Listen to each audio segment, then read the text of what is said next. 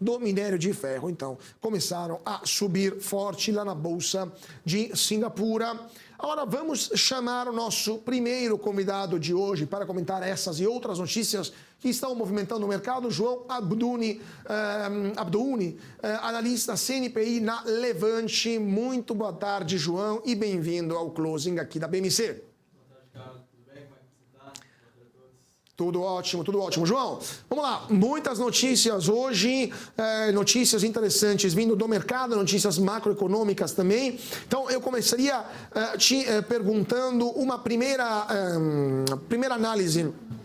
Uma primeira vez que a gente está vendo aqui das notícias de hoje e também do setor macro como um todo, porque a gente teve uma Bolsa de Valores de São Paulo que começou o ano um pouquinho mais tensa, né, um pouquinho mais tímida e ganhou força, especialmente na parte final do semestre, no mês de junho. Metade das altas acumuladas por Ibovespa foram registradas em junho. Injeção de capital estrangeiro, mais otimismo por parte dos investidores locais também, e agora em julho estamos vendo um momento um pouco mais, vamos dizer assim, um pouco mais fraco. Então, a pergunta que eu te faço, mas antes disso eu queria dar uma olhada aqui nas outras notícias, assim, eu comento com você também sobre esse ponto. Na pergunta era sobre justamente a sua visão macroeconômica para esse semestre e para o semestre que vai iniciar, considerando também que temos uma inflação que está diminuindo progressivamente. Temos também um Banco Central que vai cortar os juros em agosto. Mas antes de falar com o João, vamos dar uma olhada, falando de Banco Central, em outra notícia de hoje. Depois eu vou comentar também essa com o João, agora daqui a pouquinho ele vai estar conosco novamente, porque o presidente Lula voltou a afinetar, melhor, a atacar duramente, a xingar duramente o Roberto Campos Neto, o presidente do Banco Central do Brasil, em relação à política monetária levada adiante pelo Banco Central aqui no país. Política monetária restritiva que foi motivada pela forte inflação que o Brasil registrou nos últimos meses e que somente agora, a partir da segunda parte do primeiro semestre, está diminuindo progressivamente. Segundo Lula, que falou durante sua live semanal, conversa com o presidente, Campos Neto seria, abre aspas, um tinhoso, fecha aspas. E segundo Lula, a inflação estaria caindo e logo mais a Selic também vai cair. Então, segundo Lula, o presidente do Banco Central é, abre aspas, teimoso, é tinhoso, mas não tem mais explicação, fecha aspas. Lula, então, se referiu à resistência que Campos Neto está fazendo fez para cortar na canetada os juros. E não é a primeira vez que Lula critica o presidente do Banco Central, que vem mantendo a Selic em 13,75% desde agosto do ano passado. Lula já fez várias críticas contra Campos Neto, mas o presidente do BC até agora continua mantendo um posicionamento firme em defesa de sua política monetária. Então, é a partir desta notícia que eu começo então nosso papo com o João da Levante. João, o que você está achando? O que você achou desse primeiro semestre e o que você espera no segundo semestre, considerando que nas próximas semanas teremos muito provavelmente um corte na taxa básica de juros? Como a Bolsa deveria reagir a esse corte que todo o mercado está aguardando? Boa tarde novamente a todos. A gente viu aí uma boa reação tanto dos juros futuros, aí, os contratos pré-fixados, quanto da Bolsa, após a queda da inflação, e a gente já tem aí cerca de, no pré de 10 anos, aí, algo como 10,5%, 10,7% de juros, então o corte de juros já é esperado e a Bolsa, tanto a Bolsa quanto os contratos futuros, os títulos de dívida futuro já denunciam isso. A gente teve aí uma alta de cerca de 23%, 25% no segundo trimestre de 23, e atualmente temos aí a Bolsa entre os 115 e 120 mil pontos. Como você bem comentou, a gente teve também o indicador IPCA saindo no dia de hoje, e ele teve um número negativo quando a gente olha o absoluto, só que quando a gente abre o indicador e a gente vê o núcleo ali em serviços, ainda a gente tem uma inflação acumulada de cerca de 6%, que talvez a gente possa começar a observar o mercado um pouco menos otimista até que esse dado de inflação de serviços também comece a cair junto com os demais itens aí do IPCA. Agora, João, falando um pouco das ações que a gente tratou, né, no começo do nosso closing, Petrobras está registrando uma recorde na produção de derivativos, né, de combustível, de diesel, de gasolina, etc. Qual que é a sua visão para a Petrobras para o próximo semestre? Porque a empresa foi uma das maiores pagadoras de dividendos nos últimos anos. Primeiro semestre também teve dividendo importante. Parece que há uma divisão no próprio governo entre quem gostaria de ver a Petrobras continuando esse pagamento de dividendos, até porque é caixa na veia do governo federal, mas, por outro lado, tem gente com uma visão mais desenvolvimentista, mais à esquerda, que prefere pegar esse dinheiro e investir em obras, investir em capex. O que é esperar da Petrobras nos próximos meses e qual que é a visão da Levante sobre o atual preço da estatal? A Petrobras, até o mês de maio, ela tinha um conselho de administração que ainda não era do atual governo, era o conselho ainda indicado por Bolsonaro. Então, esse conselho foi ali aprovando novos dividendos e, praticamente até o mês de maio, a companhia se manteve como no ano passado, sem grandes alterações. A partir que assumiu o conselho de administração indicado por Lula, a gente já começou a observar a Petrobras tendo políticas mais ligadas ao passado da empresa. A gente atualmente tem aí uma defasagem de cerca de 13% do preço praticado pela Petrobras em comparação ao PPI, que é o preço de paridade internacional. E é esperado também que a empresa comece a pagar menos dividendos. A nova política de proventos da companhia ainda não foi anunciada, mas deve ser anunciada em breve, segundo o fato relevante que a companhia soltou aí ainda nessa semana. A nossa expectativa é que a Petrobras comece a investir cada vez mais em CAPEX, então aumentos de derivados do petróleo, como a gente observou aí sendo anunciadas, devem continuar efetivamente ocorrendo, uma vez que a companhia vai investir nessa linha de aumento de produção.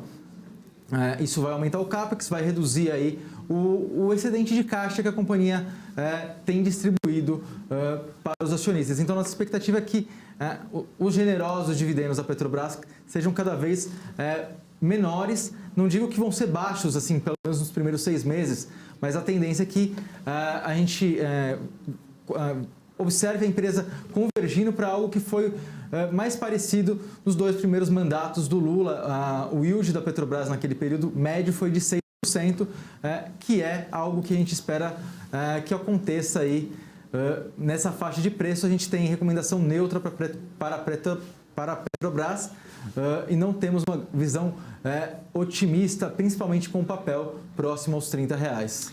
João, só para a gente completar o papo sobre petrolíferas, né? Porque depois eu queria te perguntar sobre a Copel também. Vocês na Levante também cobrem a PetroRio, né? 3R ou a Junior Oil. Hoje tivemos também informação da PetroRecôncavo, né? PetroRecôncavo que registrou uma produção de 26,5 mil barris de petróleo equivalente por dia em junho, uma alta importante, né? 24,1% na comparação anual e 4,4% sobre maio. A maioria desses barris foram no polo Potiguar, né, 14,5% de barris de óleo equivalente por dia, enquanto no polo Bahia-Sergipe, 12 barris por dia. O que você está achando das Junior Oil em geral, né? PetroRio, PetroRecôncavo, 3R, com esses resultados? A PetroRecôncavo é mais uma das petrolíferas que estão demonstrando bons resultados. PetroRecôncavo, tudo bem, opera onshore, né? A PetroRio já opera offshore, a 3R também. Mas qual a sua visão aí da Levante sobre as Junior Oil, além da Petrobras? Podem ser uma alternativa para quem quiser investir no setor petrolífero, além da estatal? Com certeza, a gente viu aí a PetroRecôncavo divulgando o resultado operacional hoje, mas na última semana PetroRio e também 3R divulgaram. A 3R veio com um resultado bastante expressivo também, aí, cerca de crescimento de 70% com a entrada de Potiguar.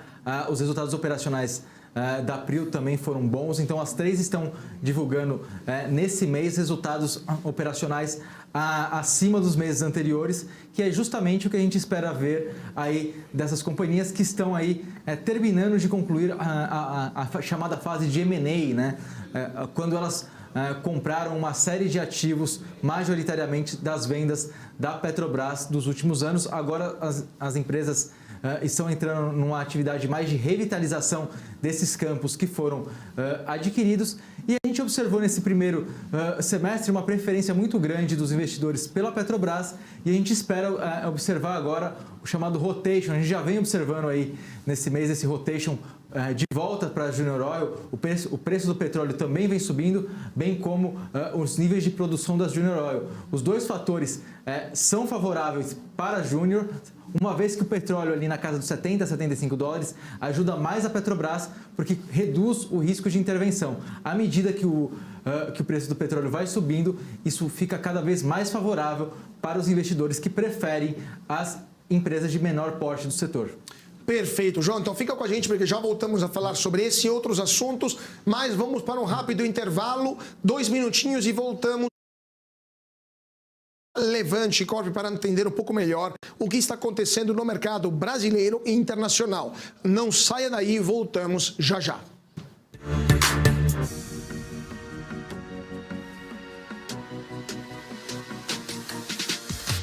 BMC News, informação que gera valor.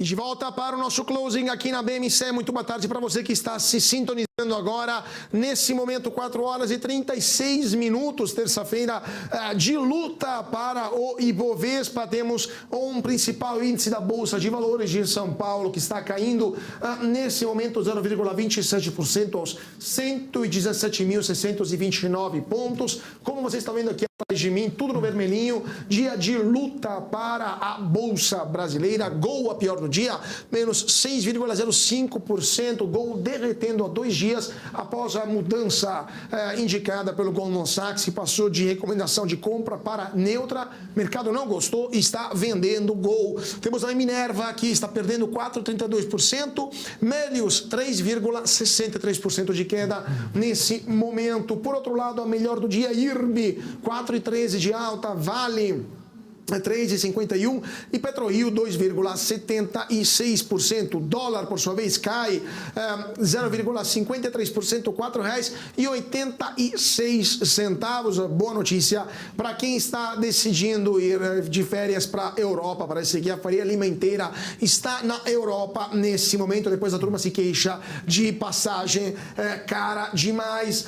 Petrobras cai 1,39%, R$ 29,14. Vale sobe 3,55%, então, com R$ 66,75. E a pergunta que agora vai de novo para o nosso primeiro convidado de hoje, o João Abduni, da Levante. João, e essa Vale, hein? Vale que está subindo forte hoje, dia de minério de ferro lá em Singapura, que também está subindo forte. Qual que é a sua visão para Vale? Porque passamos de R$ 100, mais ou menos, no começo do ano, de cotação na Vale, para 66, né? Minério de ferro também passou de mais de 130 dólares para menos de 100. Então, o que você está vendo para Vale e se de fato a empresa vai continuar acompanhando dessa forma, assim, pedissequamente, a cotação do minério de ferro? O que a gente tem observado com relação à Vale é, primeiro, um pessimismo exagerado com relação à China e o minério de ferro. Como você comentou, o minério de ferro, salvo engano, fechou por volta dos 110 lá em Dalian. Embora a gente tenha tido uma queda no primeiro semestre, essa queda foi muito residual ali, não acompanhou a queda que nós tivemos nas ações de Vale.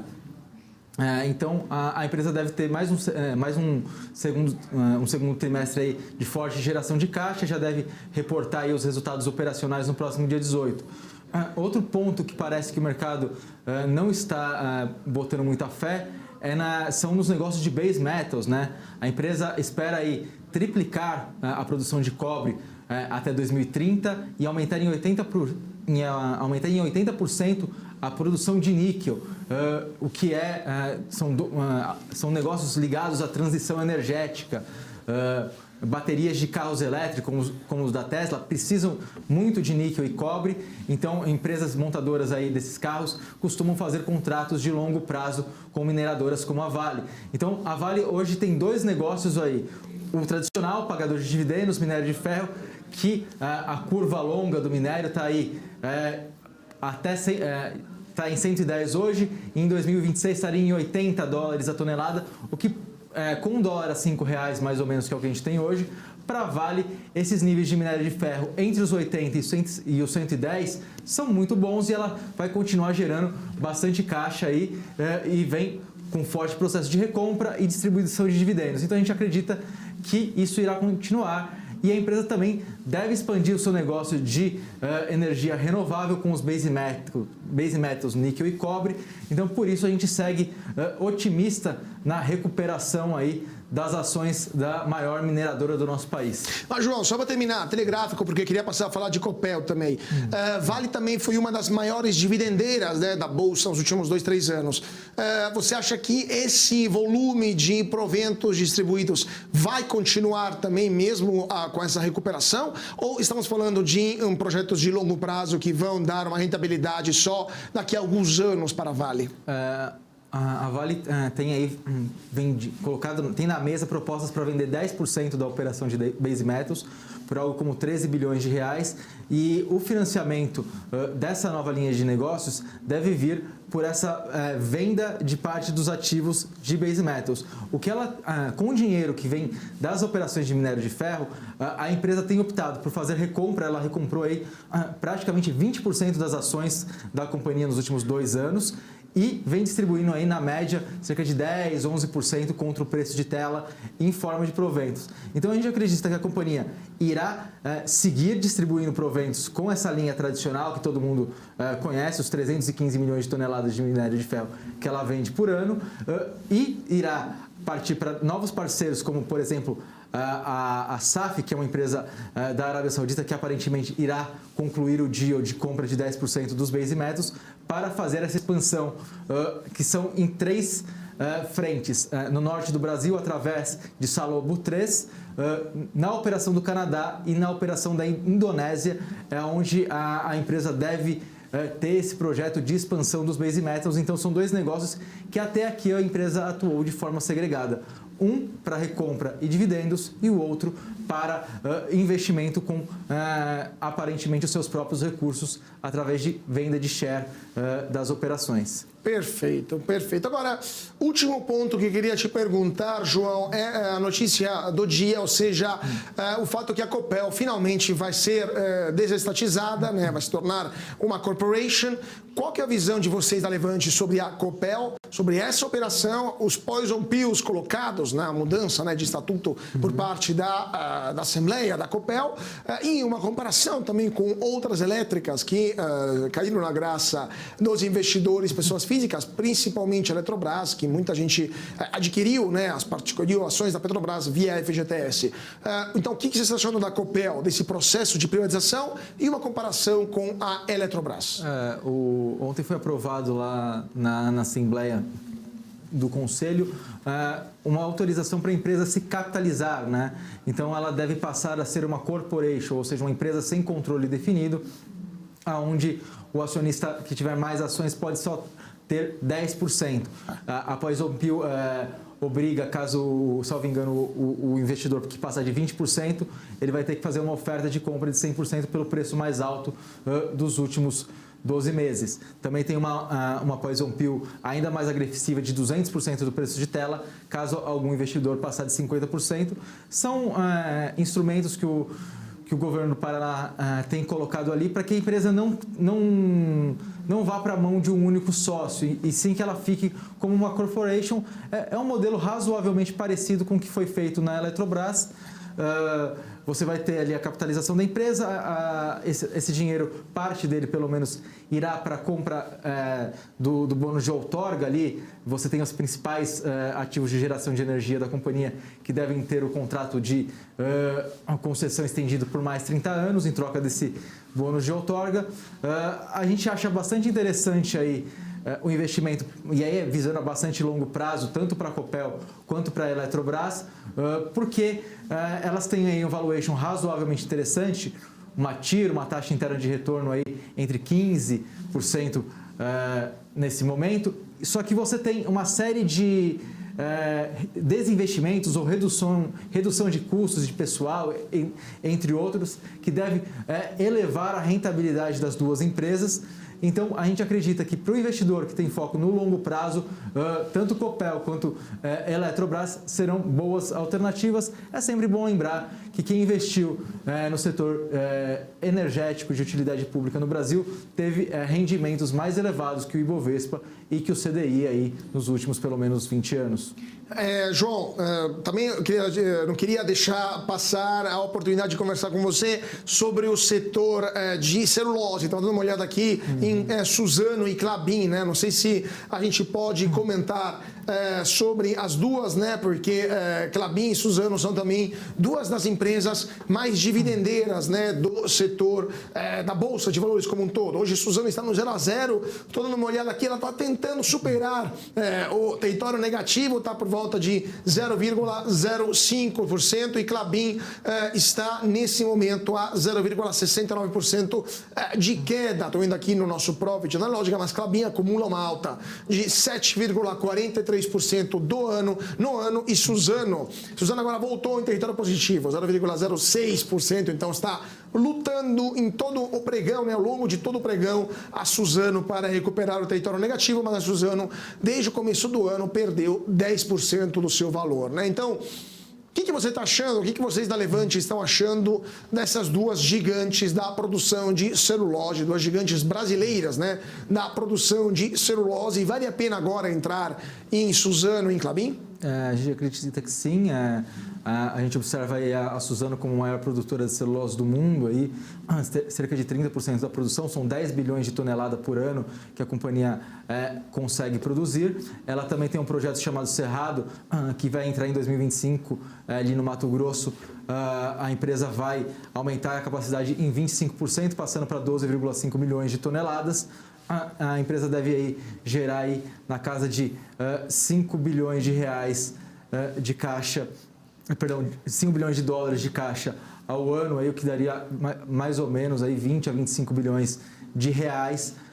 Então a gente observa a empresa aí negociando aí cerca de 4 a 5 vezes EV/EBITDA, o que é um patamar bastante descontado em uma empresa que é líder global no setor em que atua. O Brasil tem claras vantagens competitivas aí no setor de celulose por conta do clima e da geografia. A gente observa a Suzano muito barata nesses patamares, isso por conta da celulose que teve aí uma correção forte, aí negociando aí por volta dos 480 a 500 dólares a tonelada no seu principal mercado, que também é a China. Já a Klabin é uma produtora de papel integrada, 40% da produção da empresa é exportada também da celulose de fibra curta. O restante, a empresa produz derivados da celulose, como papel, fluff, fraldas descartáveis, papelões e uma série de produtos que vem entrando aqui para o consumo interno local. A empresa acaba tendo aí um valor agregado maior por conta da industrialização. Recentemente, a empresa concluiu a sua planta do Puma 2, a máquina chamada de 28, então a empresa deve ter uma geração de caixa mais forte, deve seguir pagando os bons dividendos aí a esse preço de tela. A Klabin estaria pagando aí cerca de 7, 8% de yield, e a gente acredita que esse yield deve ser crescente ao longo dos anos. Então, são duas teses de investimentos bastante interessantes aqui para o país, uma vez que a gente é muito forte no setor agro e Suzano e Klabin estão inseridas nela, talvez com a commodity mais aí ESG, vamos dizer assim, juntamente com o etanol também. Perfeito. Então vamos ver o que vai acontecer com essas ações e com o mercado em geral. Enquanto isso, eu agradeço muitíssimo o João Abduni, analista CNPI da Levante. João, foi um prazer tê-lo conosco aqui no Closing da BMC e com certeza voltaremos a falar logo mais sobre o mercado. Muito obrigado, João. Muito obrigado a todos, muito obrigado, Carlos, pela oportunidade. Muito feliz. Até a próxima.